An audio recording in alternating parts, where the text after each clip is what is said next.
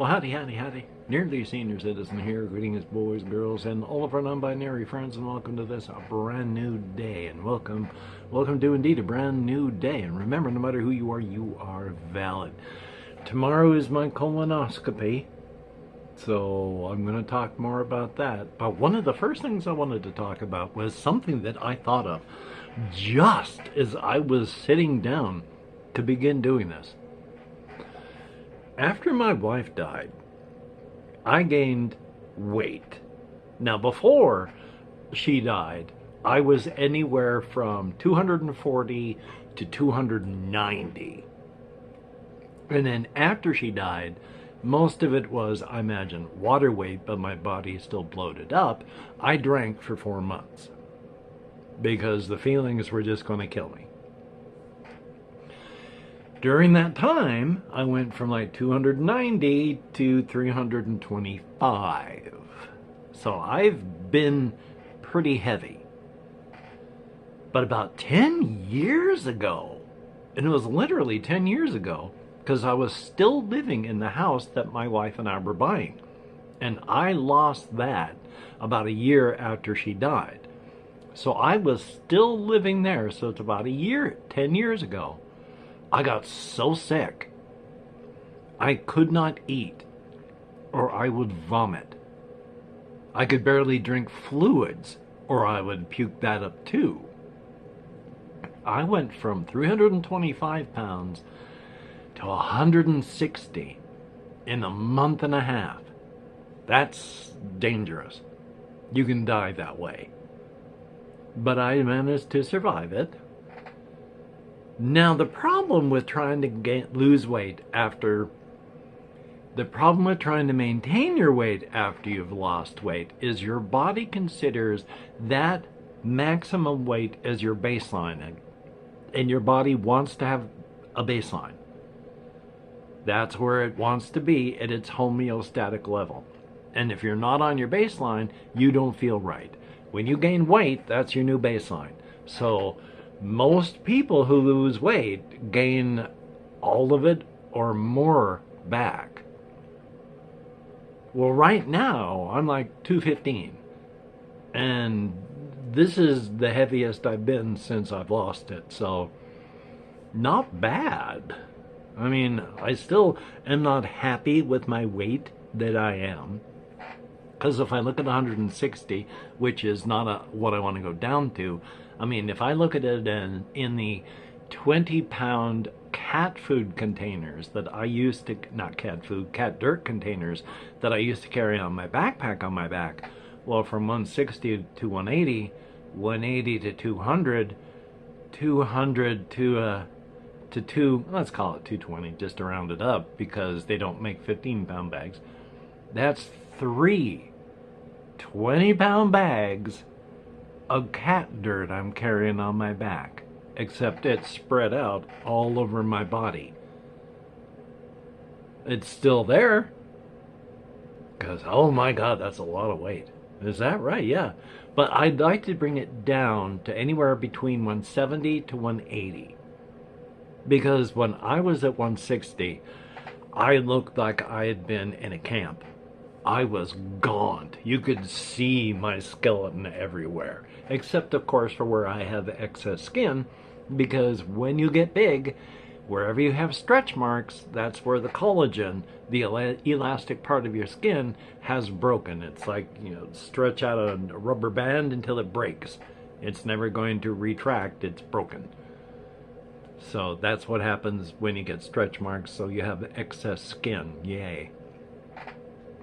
But I don't want to go to 160. Again, I look like I'm from a camp. So 170, 180, yeah, right around 180, that'd be good. Which means I only have to lose 2 containers of cat dirt from my body. Which, I've talked about this a bit ago, is really hard to lose weight. Because, again, your body wants to hit a homeostatic level. So when you start exercising, you're burning a lot of calories. But unless you keep pushing harder and harder and harder all the time, you hit a homeostatic level where you're not burning any more calories than you were before you started. So you can't just exercise and not eat and lose weight, because if you stop eating, yeah, you're going to lose weight, and then your body is going to bring you back to a homeostatic level. So you're still burning roughly the same amount of calories with roughly, that smaller amount of food. Your metabolic rate will drop. You hit that homeostatic level. So it's hard to lose weight just by deciding you want to, because your body's going to fight you every inch of the way. So join on that. But the colonoscopy for tomorrow. Well, since yesterday I've been on a low fiber diet, which yesterday I just ate low fiber stuff. You can eat stuff like anything bread, anything like processed grains and such like that. Those are low fiber because they're broken down and processed. So I had, some junk that was just bread based and Jello, and then today is strictly a liquid diet. I have been told in my instructions to make sure to drink at least 1 glass of water every hour. So that's fun. I cannot eat anything that is not clear liquid based, which means the hardest, most difficult stuff that I can eat is Jello, or just gelatin. Collagen from bones, oh boy. And it's got to be not red. I have a 64-ounce container of the Gatorade from Gatorade powder chilling in the refrigerator, and at 3 o'clock, 4 o'clock, I gotta mix in the laxatives, and then between 4 and 6 I have to drink half of it. That's at 3 o'clock. I forgot to say I have to take 2 laxative tablets as well. Got to be all cleaned out. They also stressed that I am to drink at least the 2 containers. They gave a pack of things so that you don't have to go out and buy them, and then they overcharge you for them, but that's life. But they gave 3 little containers of chicken broth, and they instruct you, drink the chicken broth. Because you can actually, by going through the prep, which it's rare to have this happen, but it can, where you can, by clearing yourself out so quickly, have to be hospitalized, or if you can't be hospitalized fast enough, die from it. Now again, rare-ish, because I don't know if they still do it, but way back when the super thin, super tuberculosis look was in for fashion, they used to chow on laxatives all the time. Now some of them got sick, had to be hospitalized, but it was still, even in a business where they ate laxatives like candy, even then it was moderately rare to have it so bad you would just die from it right there. So, yay on that. Still, they want you to be aware, and they want you to try and limit that by drinking the chicken broth. So I'm drinking the chicken broth. But yeah, I have to pour this entire container. And if you've watched this far, if you can type into the comments, easy go. That let both me and the algorithm know that you have watched this far. Thank you so very, very much. I cannot remember the names of people who have left me comments, but of the people who have left me comments, thank you all so very, very much. I don't think I've said anything to Larry from Space before, so Larry from Space, if you are watching, thank you so very much for having left me a comment. It is appreciated. I appreciate absolutely everybody that leaves me a comment, but I want to start shouting people out again like I've been trying to do. But yeah, I gotta mix this entire container into the Gatorade, and this is 8 ounces of it. This is like days worth, if not more. And I gotta drink half of it tonight and half of it tomorrow morning. Oh boy. Now, even doing that, I still remember the first time I had my colonoscopy back when I was 40. I still remember when the doctor was saying, "Oh, this is a bad prep." And I was like, I got offended. And it was like, I did everything you told me to. And I was not supposed to be hearing that. He was also the doctor that kept telling the nurses, "He's still talking, give him more." You know, the fentanyl and stuff. And yeah, so joy. Several times when I've done it this way, I've just had mass bloating and pain, so this is going to be fun. And of course, I'm hoping that they will find at most just a whole bunch of polyps. My therapist has talked about some other people who've had to have them where they every couple of years they go in for a grazing because they have so many. They've got to just shear out the insides of his colon to get rid of all the polyps. I haven't had that happen yet, but the last time it happened, they took out so many, it burned like fire in my gut for days. I'm hoping after 6 years that all I'm going to have is a lot of polyps. I have had them be precancerous when they've done biopsies on them before, so who knows? You never know. And there's never going to be a Deadpool moment where I can go and get, stage 4 cancer fixed by getting a superpower. No, if there's anything really awful, of course I'm going to do my best to go through the proper channels and fight like heck to not die of anything. But after 6 years, who knows? Who knows what's growing inside my body? Probably nothing is stated, but you never know. But past that, I have not been doing much. I have been dealing with this and freaking out about this. Now, one thing I have been doing is, I've mentioned before, I have been trying to play more of my stuff again. And freaked out as I am, I'm still trying to do that. I broke out and put into the paper protective sheets made out of plastic that you can put your paper in, and then put that into the notebook so you can keep your printed out papers protected. So if you print it out and it's not in the book, you can still keep it okay. There is a free game, and then I think the paid version of it called Elden Dungeons, and then Advanced Elden Dungeons, where they give a lot more. But it is very abstracted dungeon crawling. Because when you choose your character, you can just choose your character, or you can roll some dice for it, which this game uses 2 dice, and when you're using the book, it uses a matrix projection, a 2D thing, where when you roll 2 dice in the book, one of the dice you go across the top, the other die is you run down the column, you meet in the middle. So if you're fighting a level 1 monster, there is just a page of 36 monsters. And then you roll the dice and you find out which level 1 monster you're going to fight.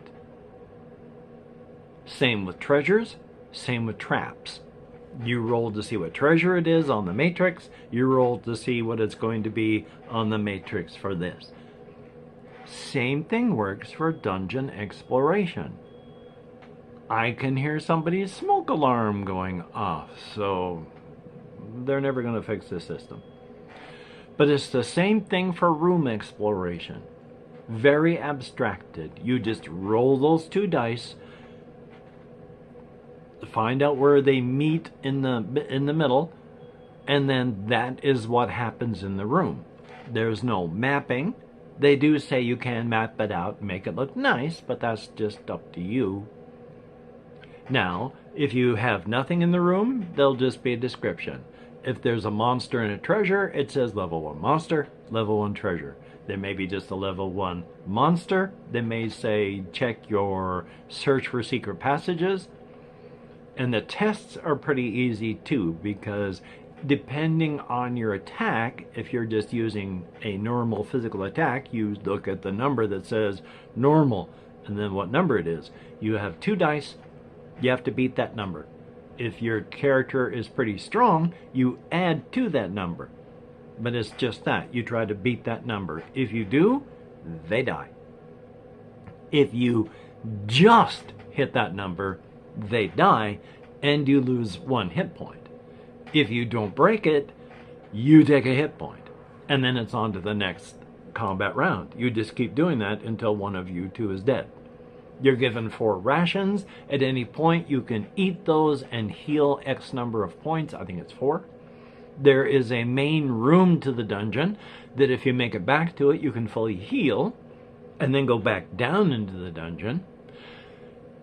You roll to see what quest you have.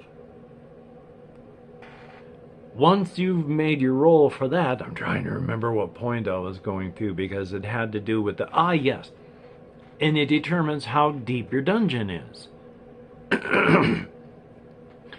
When you're first level, you have a quest. Yeah, the roll is what your quest is, and where level you are is where on the chart it goes for what the quest is. Try to remember again. If you have to go down a level, you cannot just decide to go down a level. If you roll a 1 on the going across this direction, you can choose to go up 1 level. Now, if you're trying to go back to the main entrance room, you have to make a roll to see if you actually make it there because you're trying to make it to a specific place instead of just going up 1 level at random. If you roll a 6 on that die that goes across, you can go down, and then you flip the pages over to that page. Oh, 2nd level. Oops, I go back up. Now you're on 1st level. And it's simple, fast combat. Once again, you roll to try and do it. But basically, it's you choose a name, you choose what kind of character you're going to be, you write down a very few things like name and how many hit points you have, and then you start rolling on that table. I have... oh, there goes the page. I have determined... I have determined that I have 2 levels when I'm trying to play a game. The first one is the most annoying because I get stressed out because I'm trying to play the game right. And I get stressed out trying to make sure I'm following all the rules correctly. Even when I tell myself the information out of this one book from Ganesh Games that says you can't play any game wrong. It doesn't matter if you forget a rule. It doesn't matter if you interpret a rule wrong. It doesn't matter if you add or subtract rules. Once the game is yours and you own it, the way you play it is correct. It's for fun. The way you play it is correct. The second way I play the games is when I remember that. As soon as I got into the flow and stopped worrying about doing it right, I was doing it right, it became a whole lot more fun. So yeah. Past that, as stated, because I've been trying to get ready for the colonoscopy and I require habit and routine, and this is a big change in all my habit and my routine, I went walkies this morning. I don't dare go out walkies anymore now because I got to start taking laxatives. And I don't want to go anywhere too far away from that room back there. Especially after I drink 32 ounces of powerful laxative. So not going to be doing much tonight. Haven't done much lately. If you're a Patreon patron, thumbs up and thank you. I am still working on trying to record one of these games by hooking my tablet back up again. The thing is, there's not going to be any fancy editing at all because I have to do editing on this, and as powerful as the video editors are for mobile things, and they are, they still lack a lot of features like being able to be precise with the editing with the touch screens and having multi-tracks. So still, the fact that you can do anything at all on mobile, whether it be phone or tablet, is incredible. I am not a future-hating boomer. I hate frickin' boomers. When I watch an old person on a scooter come toward me with a scowl on their face, all I can think is, I hate boomers. Now, I'm old enough to be one, yes, but I was raised Gen X, so I do not have a boomer mentality, thank goodness. But that's just me. That's just me. Wrinkled up nose and everything. Hopefully I never say this loud enough that any of my neighbors are like hearing me say that I hate boomers, because guess what? A lot of my neighbors are. There are some very young people we have here because it's for veterans. It's not for old people. It is for homeless veterans. And so we have some pretty young people here. I don't feel as bad for them because we have a range of people here and a nice community center. I don't feel as bad for them as I did for the people that were up at Port Orchard, because we were in an old nursing home. And the younger people that were there were surrounded by just old homeless people. So it's bad enough to be in a homeless situation and then to be in a nursing home with at least one roommate. Yeah.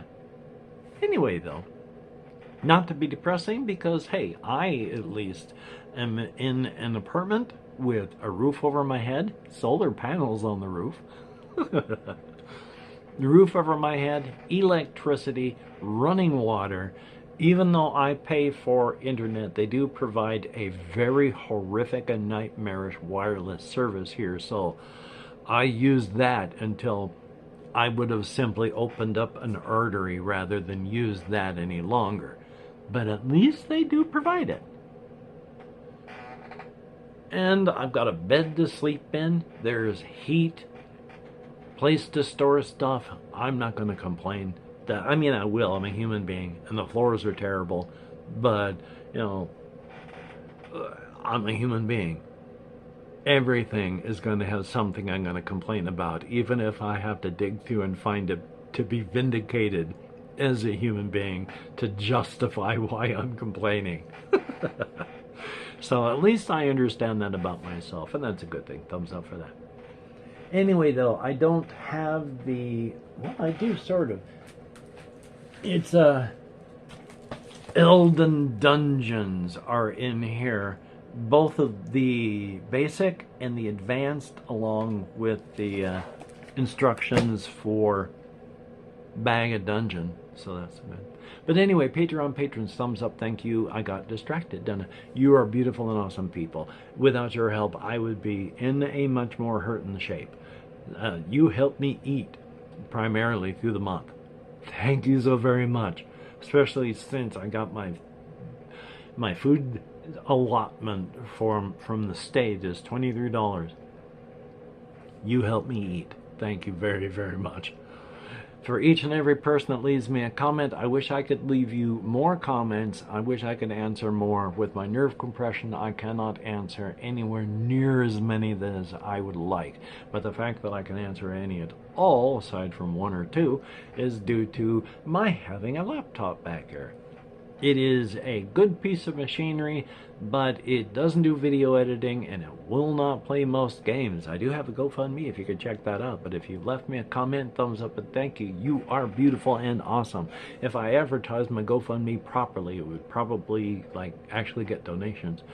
I need to check on it. I haven't gotten any emails saying I've gotten donations, but I need to check to see if I know I got one $30 donation once, and that was very nice. That people will donate. That is awesome. But I should advertise that more. Link is down there. But thumbs up. Thank you. You're all beautiful and awesome people. I need to sign off. It's going to take over an hour and a half to upload this anyway.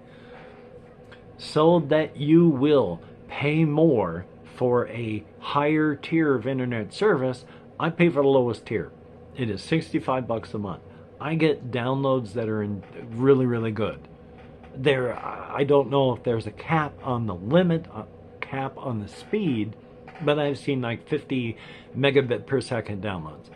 Uploads are capped at 3.9 megabits per second, and oh my god, a 2 gigabyte file is over an hour and a half.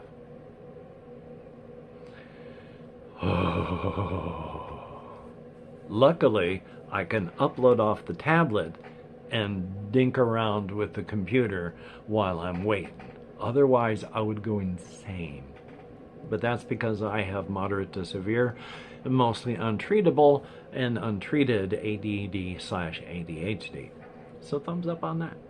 Anyway, though, you're all beautiful and awesome people, and I love the sound of my own voice. People hate the sound of their voice on recorder and all that. I don't, never have. I love the sound of my own voice, and I'll talk forever. That's why I went into theater and stuff like that when I was young. That way I could get up in front of people and talk to them. Yeah. Back before the social anxieties really sank their claws in and dragged me away. Anyway, though, as stated, I could talk all day. This is 26 minutes, so you take care. Have a great day today. I will see you on the flip side, and that is indeed a very good thing. So thumbs up, no words of wisdom other than be good to yourself. Don't beat yourself up, and yeah, enjoy being human.